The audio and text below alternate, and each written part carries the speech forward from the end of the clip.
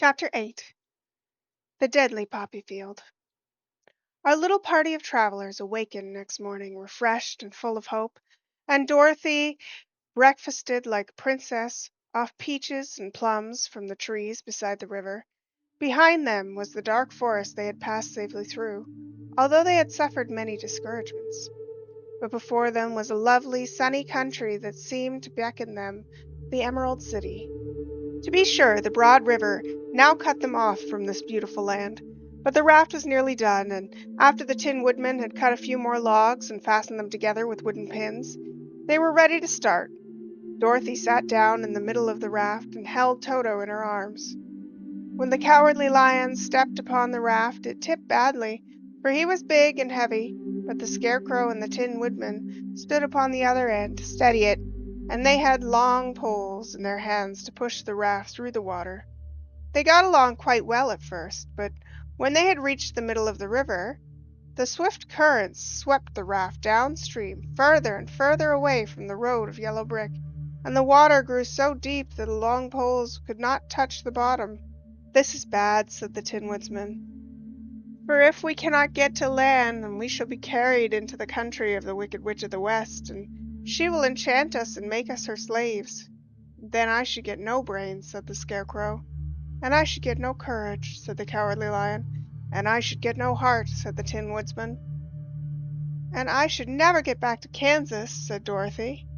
"We must certainly get to the Emerald City if we can," the Scarecrow continued, and he pushed so hard on his long pole that it stuck fast in the mud, the bottom of the river, and before he could pull it out again, or let go, the raft was swept away, and the poor Scarecrow was left clinging to the pole in the middle of the river. "Good-bye!" called after them, and they were very sorry to leave him. Indeed, the Tin Woodman began to cry, but fortunately remembered that he might rust, and so dried his tears on Dorothy's apron. Of course, this was a bad thing for Scarecrow. "I am now worse off than when I first met Dorothy," he thought. "Then I was stuck on a pole in the cornfield, where I could make believe scare the crows at any rate.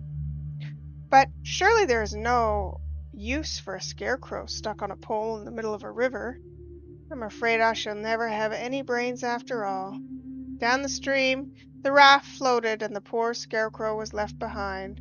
Then the Lion said, "Something must be done to save us.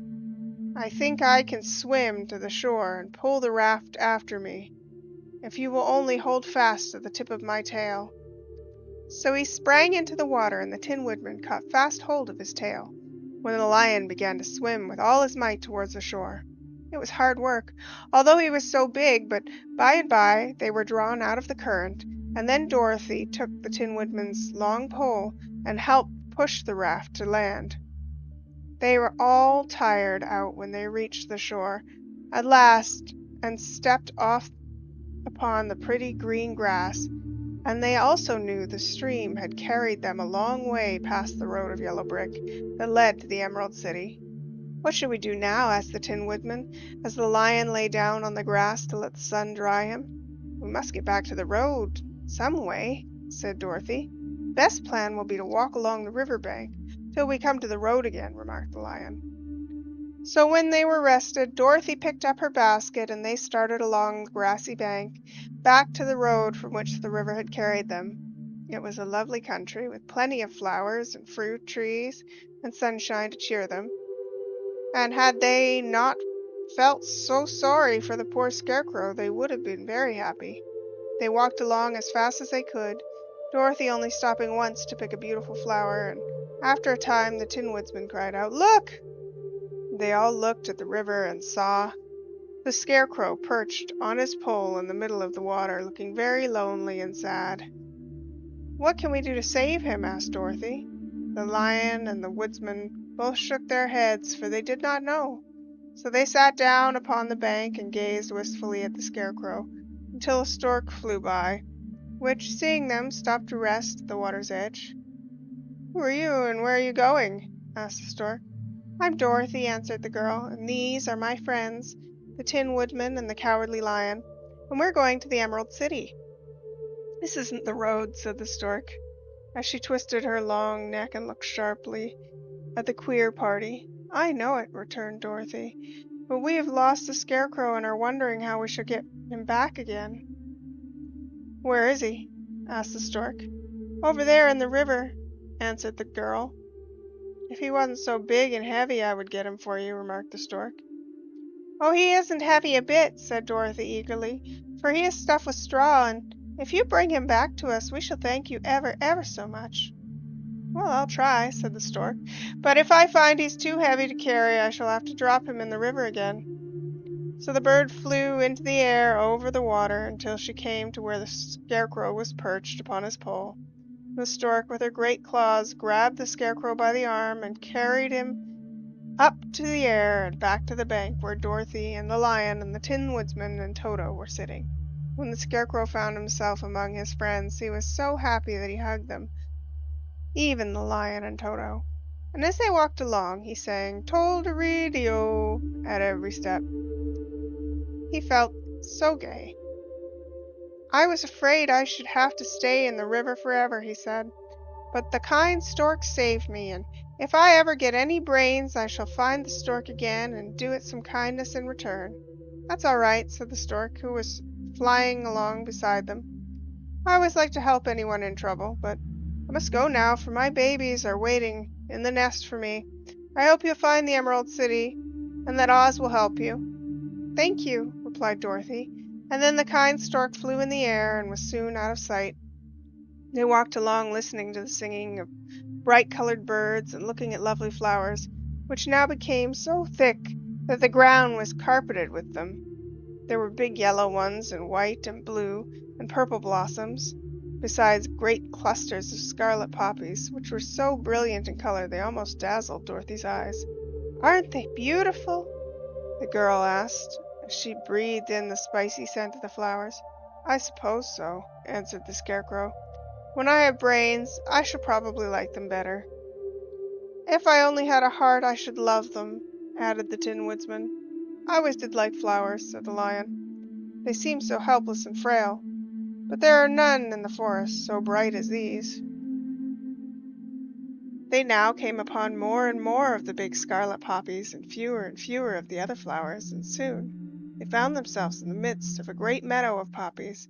Now it is well known that when there are many of these flowers together, their odor is so powerful that anyone who breathes it in falls asleep.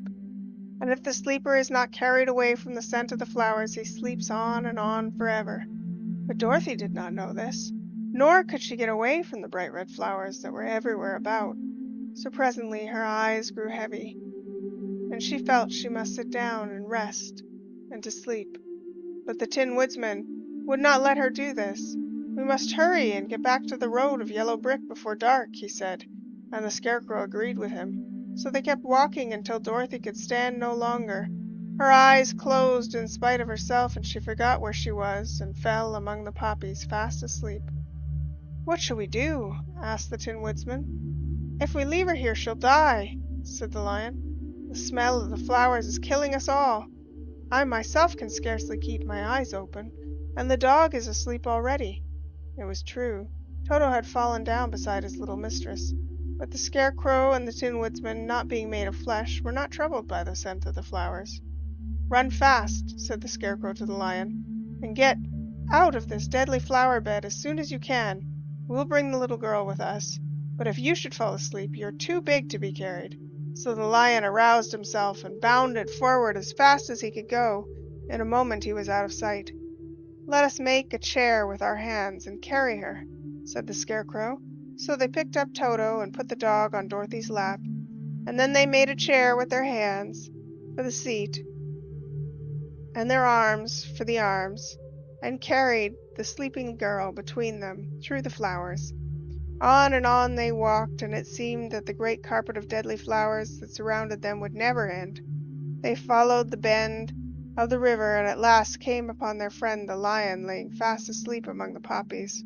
The flowers had been too strong for the huge beast, and he had given up at last, and fallen only a short distance from the end of the poppy bed, where the sweet grass spread in beautiful green fields before them. "We can do nothing for him," said the Tin Woodman sadly, "for he is much too heavy to lift. We must leave him there to sleep forever." and perhaps he will dream that he has found courage at last." "I'm sorry," said the Scarecrow. "The lion was a very good comrade for one so cowardly. But let us go on." They carried the sleeping girl to a pretty spot beside the river, far enough from the poppy field to prevent her breathing any more of the poison of the flowers. And here they laid her gently on the soft grass and waited for the fresh breeze to waken her.